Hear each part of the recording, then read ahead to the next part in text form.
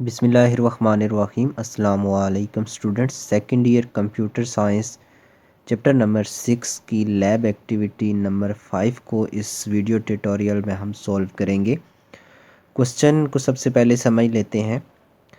Right a C plus plus program to read a number from the keyboard and then pass it to a function to determine whether it is a prime or composite number. हमने एक ऐसा C plus plus का program बनाना है जो user से number को read करे और उसको एक फंक्शन को पास करे, यानी यूज़र से नंबर रीड करके उसको एक फंक्शन को पास करे और वो फंक्शन डिटरमाइन करे कि वो जो नंबर यूज़र ने दिया है वो प्राइम नंबर है या कॉम्पोजिट नंबर है। यानी कि प्राइम नंबर ऐसा नंबर जो अपने टेबल के अलावा किसी दूसरे टेबल पे डिवाइड नहीं हो सकता, और कॉम्पोजिट बाकी तमाम नंबर जो रिमेनिंग हैं वो कॉम्पोजिट नंबर हैं।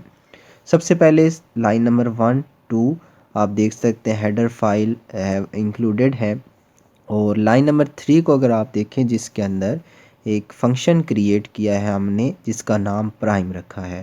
क्वेश्चन की डिमांड थी कि एक फंक्शन हो किसी भी नाम से और उसको यूज़र से जो वैल्यू आप लेंगे उसको पास करेंगे। तो इसके अंदर आप देख सकते हैं पारेंथेसिस के अंदर हमने लिखा है इंट एन।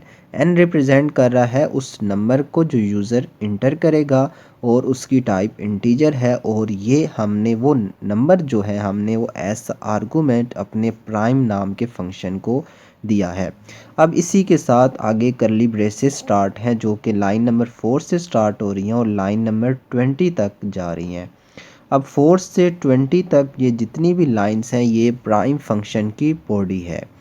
अब इस बॉडी के अंदर सबसे पहली लाइन आप देख सकते हैं दैट इज़ लाइन नंबर 5, जिसके अंदर हमने एक अलहदा से वेरिएबल क्रिएट किया है जिसका नाम हमने काउंट रखा है।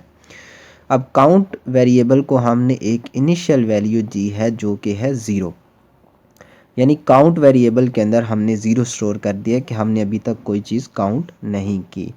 अब उसके बाद हमने एक लूप लगाई है और लूप के अंदर आप देख सकते हैं लूप वेरिएबल को हमने इनिशलाइज किया है 2 के साथ, और हम लूप वेरिएबल को लेके जा रहे हैं कंडीशन लगा के कि लूप वेरिएबल जो है वो लेस दैन n, यानी यूज़र ने नंबर दिया है उससे एक लेस तक ये लूप एग्जीक्यूट हो, और i प्लस प्लस जिन नंबर में एक का इंक्रीमेंट हर टाइम होता रहे। ये लूप लगाने के बाद लूप की बॉडी आप देख सकते हैं जो कि लाइन नंबर 7 से लेके लाइन नंबर 13 तक है। इस लूप की बॉडी के अंदर हमने एक इफ़ स्टेटमेंट यूज़ की है। अगर आप इसको गौर से समझे तो नंबर यानी यूज़र का दिया हुआ नंबर उसका हम रिमाइंडर निकाल रहे हैं i के साथ। i बेसिकली वो लूप वेरिएबल है। जब नंबर का रिमाइंडर निकाला जाए i के साथ, तो अगर उसका आंसर इक्विवेलेंट टू 0 आया तो हमने कह देना है count is equal to count plus 1, यानी काउंट के अंदर एक का इंक्रीमेंट हो जाए। फॉर एग्ज़ाम्पल यूज़र ने एक नंबर दिया 5, और 5 जो है that is stored in n variable, जो कि हमने n वेरिएबल आप फंक्शन के आर्गूमेंट के अंदर देख सकते हैं n वेरिएबल डाला हुआ है, और यूज़र ने नंबर दिया n और वो n के अंदर 5 स्टोर है।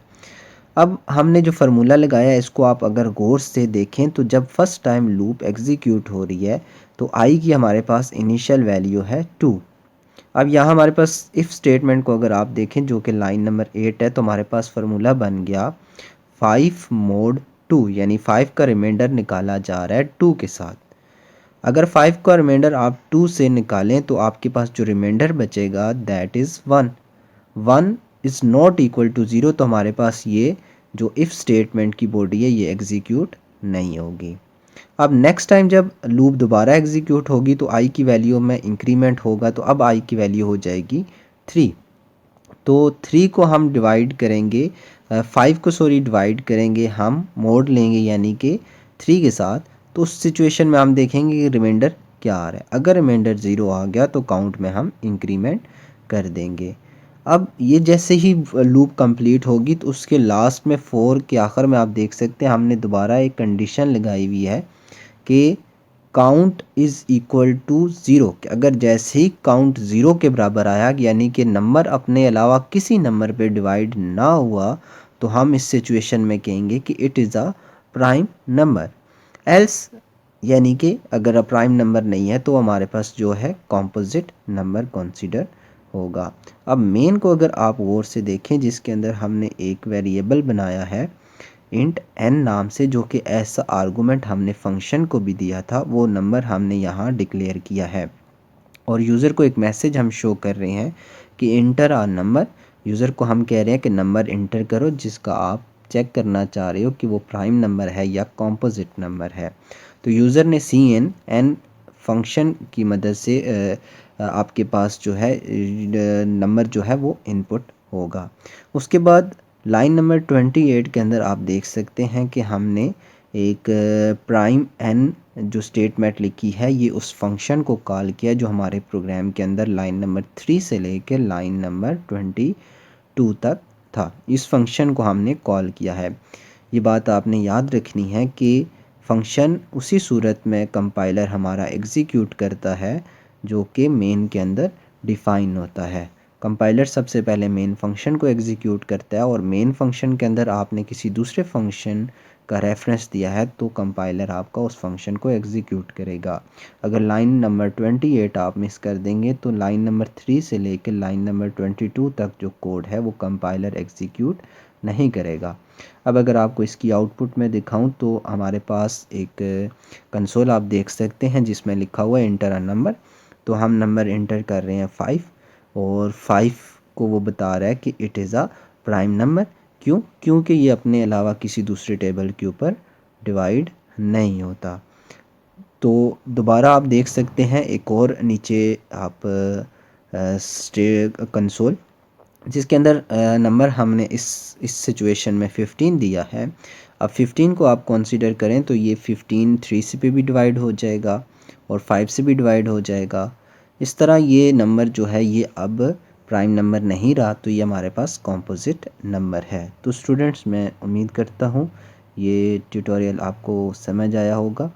फेडरल बोर्ड के सेकेंड ईयर की कंप्यूटर साइंस की तमाम लैब एक्टिविटीज़ के लिए मेरे चैनल के अंदर प्लेलिस्ट में आप जाके तमाम लैब एक्टिविटीज़ को समझ सकते हैं।